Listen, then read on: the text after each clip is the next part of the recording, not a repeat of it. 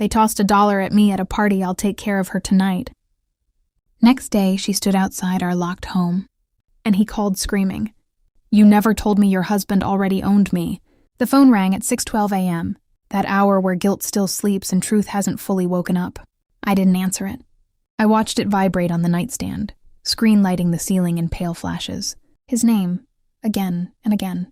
By the fourth ring, I already knew something had gone wrong. Not wrong in the loud, chaotic way. Wrong in the way rot spreads, quiet, patient, irreversible. I stood at the window instead. Outside, a woman I had never invited stood barefoot on our porch. Hair tangled. Mascara streaked like she'd been crying or running. A thin dress she had clearly slept in. One hand wrapped around her phone. The other pounding weakly against our locked door. She looked up. Our eyes met through the glass. That was the moment my chest went cold. Not heartbreak, not anger, recognition.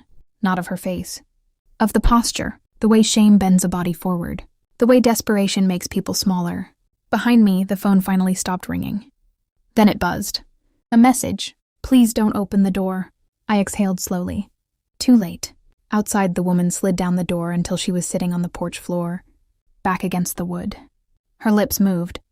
I couldn't hear her, but I didn't need to. Some truths announced themselves without sound. The party replayed itself in fragments, like a film cut by someone with no sense of mercy. Laughter too loud, glasses clinking, music trying too hard to feel alive. I remembered the way he had been drinking that night. Reckless, careless, loose with his charm.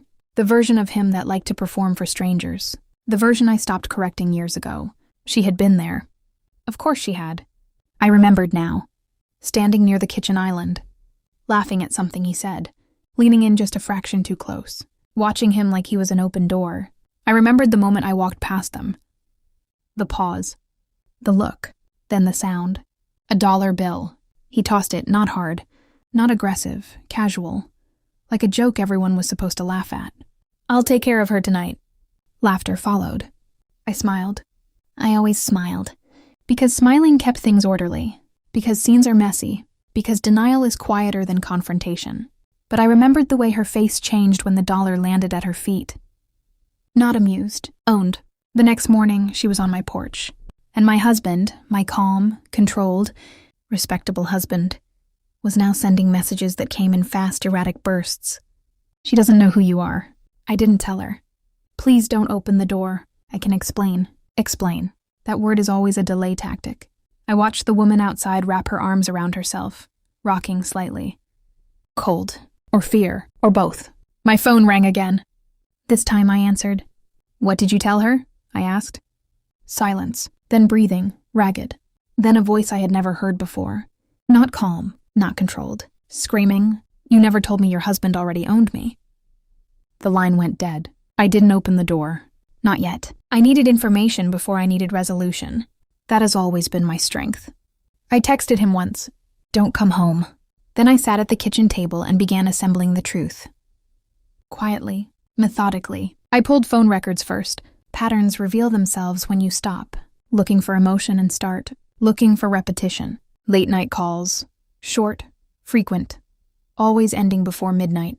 I checked his second email account, the one he thought I didn't know about.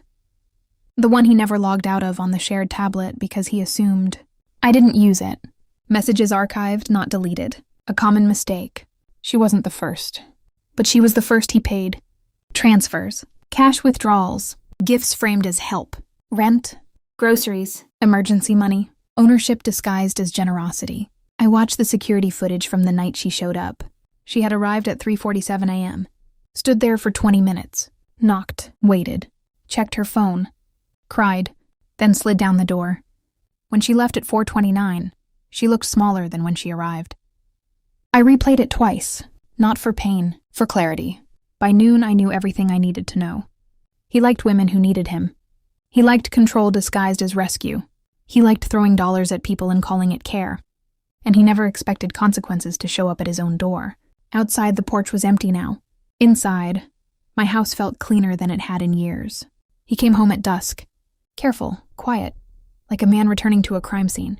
I was seated at the table when he walked in. Folders arranged neatly. Phone records on top. Printed messages beneath. Bank statements last. He stopped when he saw them. Not because he didn't recognize them, Because he did. I slid one page forward. She stood outside here, I said calmly.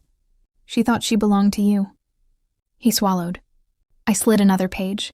You told her you'd take care of her. Another, you paid her to disappear when she asked for more than money. His hands trembled. I didn't raise my voice. Didn't need to. Did you enjoy owning her? I asked. He broke then, crying, talking too fast. Apologies tumbling over each other. It sounded like static. I waited until he finished. Then I spoke. She called this morning. His head snapped up. You know what she said? He shook his head. I leaned in just enough for him to hear me clearly. She said you never told her your husband already owned you. Silence collapsed around us. That was when he understood. Not that he'd been caught, but that the power had shifted. I stood, not abruptly, purposefully. I met her, I said, after she left. His eyes widened. She didn't know my name, I continued. She didn't know where your money came from. I paused. She knows now. His face drained of color. I didn't touch her, I added. I didn't threaten her. I picked up my bag. I simply told her the truth. He tried to speak. I held up a hand. You used money to make her quiet, I said. I used truth to make her free. I walked to the door. You don't get to come with me, I said without turning around. You don't get forgiveness. The handle felt cool. You get memory, I finished. And the knowledge that every woman you try to own from. Now on will see you clearly. I left him standing there, small, exposed, no dollar bills to hide behind. I didn't cry. Not in the car. Not that night. Not ever. Some betrayals burn tears out of you before they happen. I changed my number. Sold the house. Started sleeping without listening for footsteps that weren't mine. Sometimes I think about her, not with pity, with respect. She showed up at my door carrying the truth I needed, and I gave her the truth she deserved. As for him, he still calls. Sometimes, I never answer. Ownership only works when someone believes in it, and I don't believe in him anymore.